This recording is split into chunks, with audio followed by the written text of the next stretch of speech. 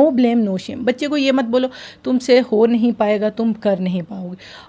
Hello viewers, आप मुझे देख रहे हैं रेडियो संगम 88.8 एफएम के डिजिटल प्लेटफॉर्म पर और मैं हूं आपकी दोस्त आरजे जसप्रीत।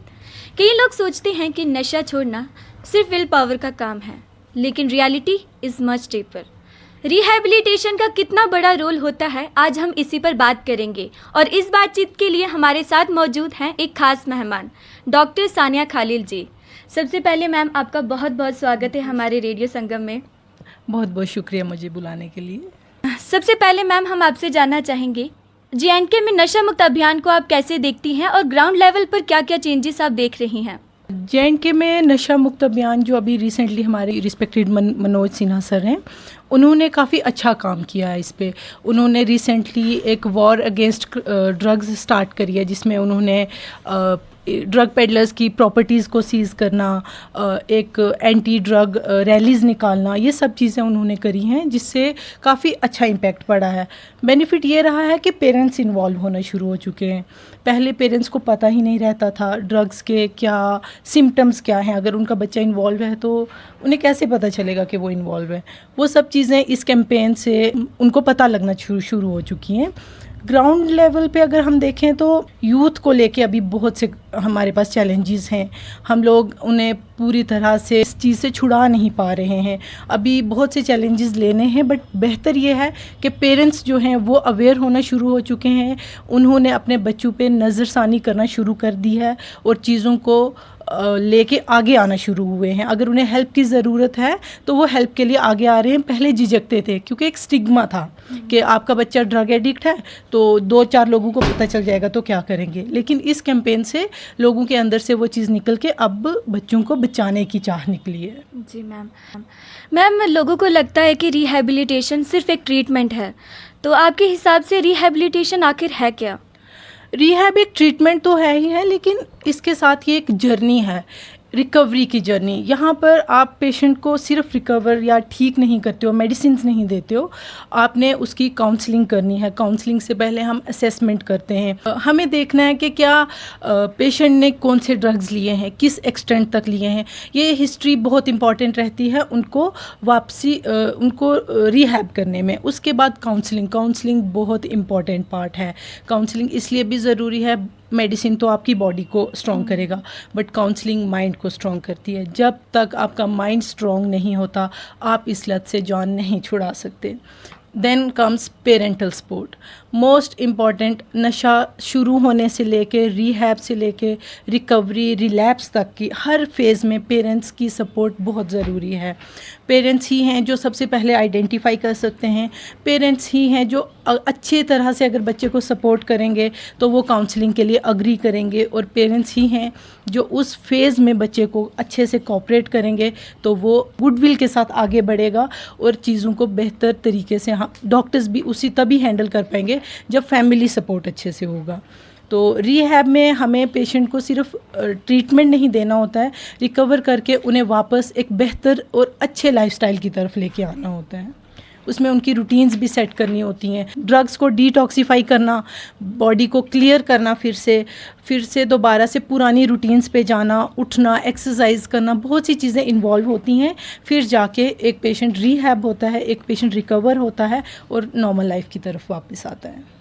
बिल्कुल मैम, जैसे कोई पर्सन अगर नशा छोड़ने का डिसीज़न लेता है तो उसके लिए पहले 7-10 दिन कितने क्रिटिकल होते हैं? पहले 7-10 दिन क्रिटिकल होते हैं। उसमें सबसे बड़ा जो चैलेंज होता है वो होता है drug use disorder. Drug use disorder होता है कि जैसे पेशेंट ने कौन सा ड्रग लिया है, कितने टाइम लिमिट के अंदर लिया है, वो उसको बार बार उसकी क्रेविंग्स आती हैं और स्ट्रॉन्ग क्रेविंग्स आती हैं।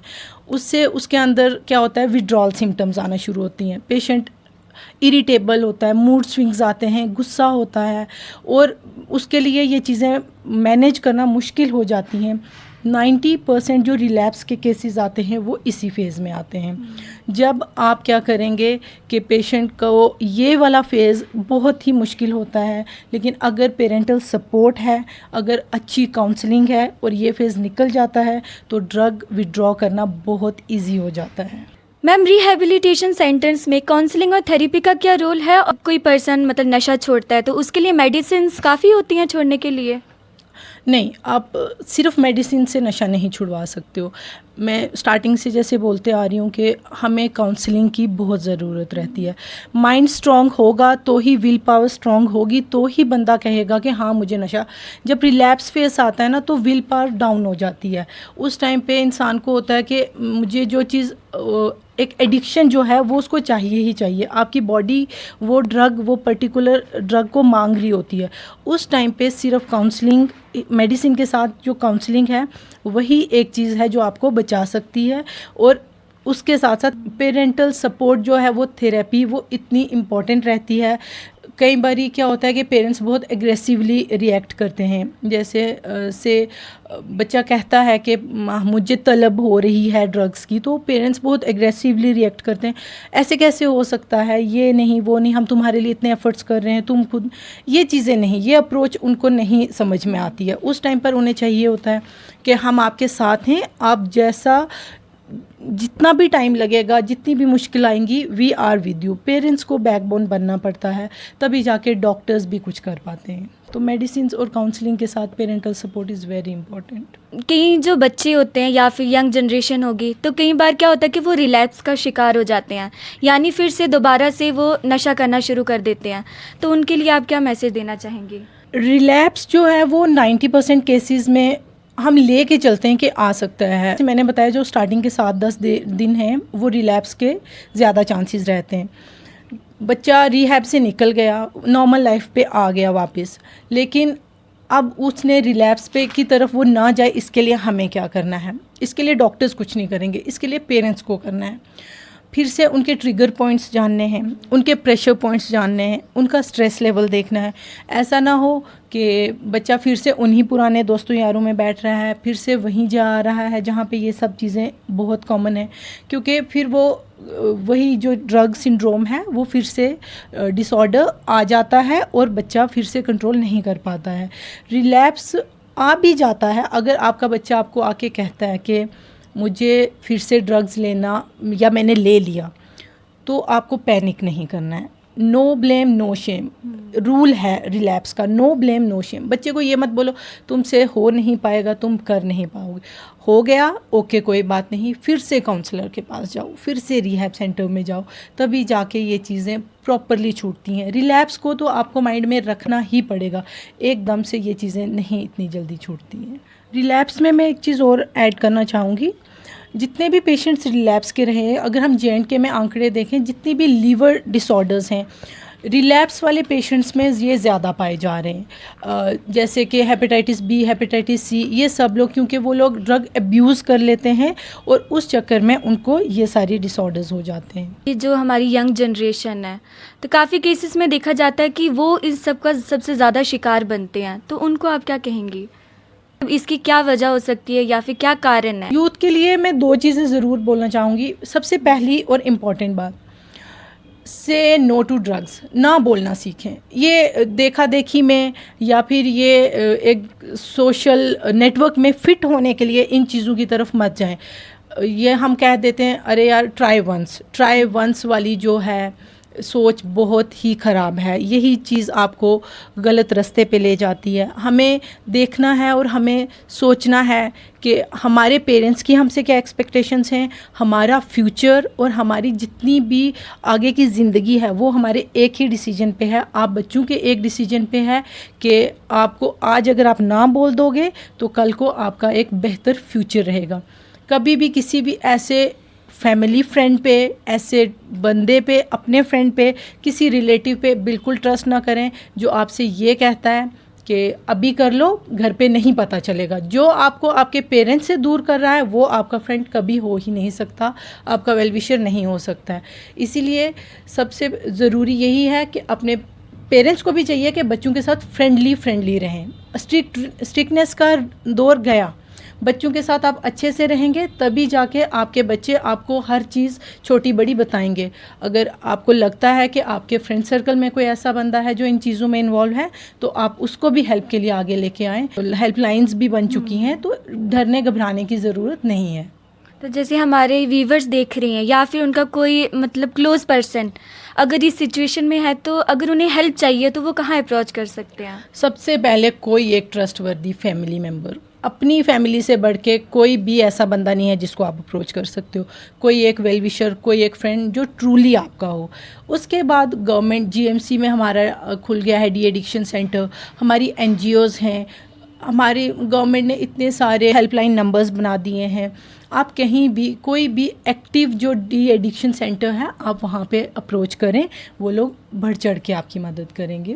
बहुत जल्दी पता चल जाए तो ये चीज़ें आराम से हैंडल हो जाती हैं। जी। तो मैम आपको क्या लगता है कि जो पर्सन रिहैबिलिटेशन या फिर नशे का शिकार है, तो क्या उसको रिहैबिलिटेशन के बाद वो हेल्दी या वेल्थ लाइफ मतलब वापस से वो पा सकता है? बिल्कुल, क्यों नहीं पा सकते। अगर हम लाइव एग्जांपल संजय दत्त ने अपने इंटरव्यू में कहा था कि शायद ही ऐसा कोई नशा हो जो मैंने नहीं किया हो, लेकिन वो आज कितनी अच्छी और हेल्दी लाइफ जी रहे हैं।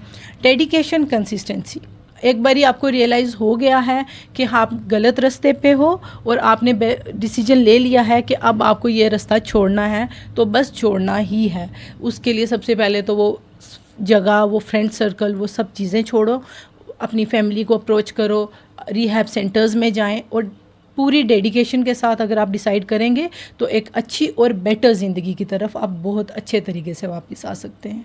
तो मैम ने हमारे साथ बहुत ही वैल्यूएबल बातें हमारे साथ शेयर की। सबसे पहले मैम आपका बहुत बहुत शुक्रिया कि आपने इतना कीमती वक्त निकाल कर हमारे व्यूवर्स के साथ इतनी इम्पॉर्टेंट इन्फॉर्मेशन शेयर की। दोस्तों याद रखिए, नशे से दूर रहना हमारी चॉइस नहीं बल्कि हमारी जिम्मेदारी है, अपनी खुद की लाइफ के लिए भी और अपने परिवार के लिए भी। इसलिए आपको नशे से दूर रहना है। किसी की भी बातों में आकर या फिर एक बार ट्राई कर लो, इस चीज़ में आकर आपको नशा नहीं करना है, क्योंकि इसका नुकसान आपकी फैमिली को हो सकता है। फैमिली सबसे ज़्यादा स्ट्रगल करती है इस चीज़ में, ये तो आप जानते ही हैं। आप अपनी लाइफ को तो नुकसान देंगे ही देंगे, साथ में अपने परिवार को भी उस दलदल में घसीट लेते हैं। तो दोस्तों मैम ने हमारे साथ बहुत ही इम्पॉर्टेंट इन्फॉर्मेशन शेयर की। अगर आपको ये वीडियो पसंद आई तो दोस्तों ये वीडियो ज़्यादा से ज़्यादा शेयर करिए। चैनल पर पहली बार आए हैं तो लाइक, फॉलो और यूट्यूब सब्सक्राइब ज़रूर कीजिएगा। तो दोस्तों आज के लिए मुझे यानी अपनी दोस्त आरजे जसप्रीत और हमारी खास मेहमान डॉक्टर सानिया खालिद जी को दीजिए इजाज़त। फिर मिलेंगे किसी नए टॉपिक और नए मेहमान के साथ। तब तक के लिए खुश रहिए। Thank you.